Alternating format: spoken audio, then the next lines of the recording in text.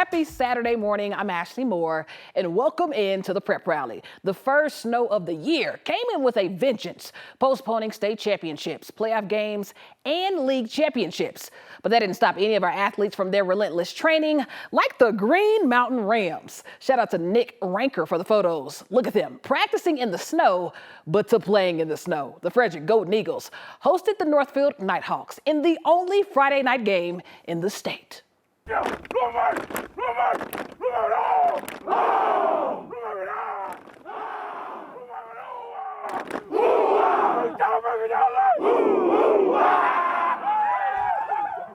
And as you can see, the wintry mix is nothing for the Golden Eagles. It may be not the Northfield Nighthawks. So let's get to the matchup. We'll begin with 4A's passing leader, Gavin Ishmael, faking the handoff and sending one up to Sunnydale Pitts for the diving catch and the first down.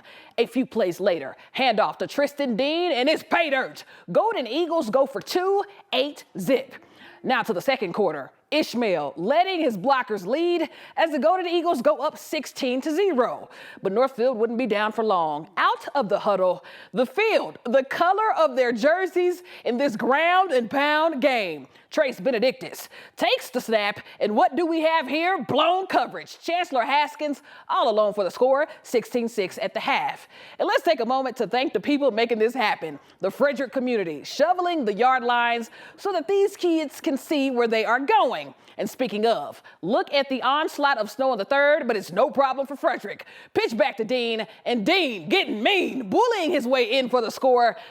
32-14 is your final as Frederick ends Northfield's season to advance to face Montrose next Saturday at 1. But for post-game, let's send it over to the student-run Golden Eagle Broadcast Network as Zoe Whitler has the game-winning running back and quarterback.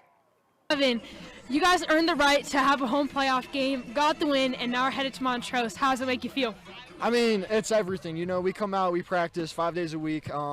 We come in this condition, you know, we like to throw a lot, but we're like, you know, one thing that we came in this week was toughness. We're gonna ground and pound these guys, and we're gonna win the game. And I lifted up the Tristan, boy, went crazy.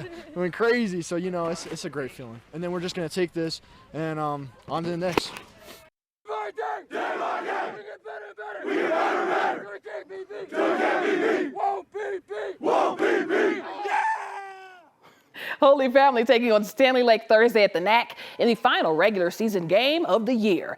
And it'll be Tigers first. Quarterback Monte Samaras on the design run, and the Gators would make him work for it. 7-0 Tigers.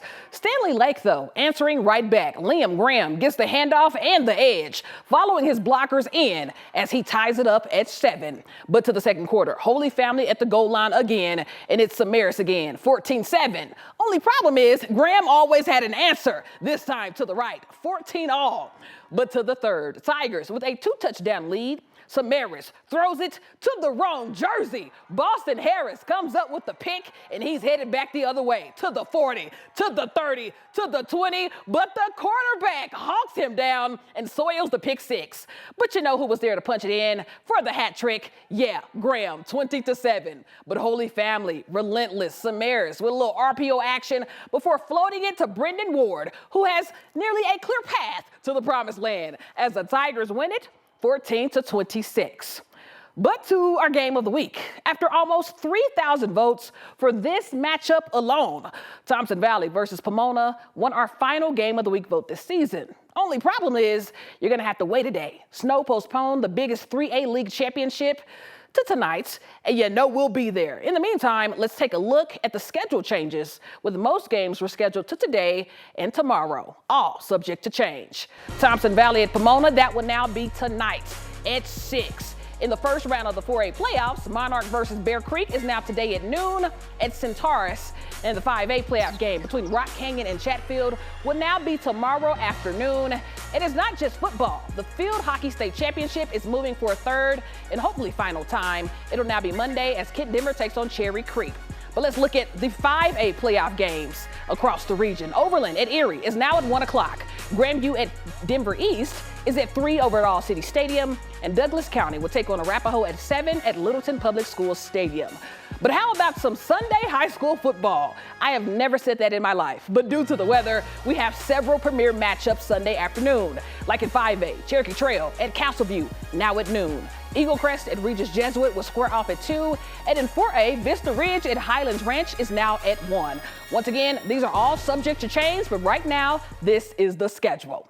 But over on the soccer field, Wednesday night was a round of 16 double overtime from Broomfield when Max Marchie boosted from 30 yards out. My goodness. Broomfield advances 30-yard golden goal for Marchie as Broomfield runs off the field, eliminating Valor Christian to move on to the state championship quarterfinals. And Marchie with the goal of the season.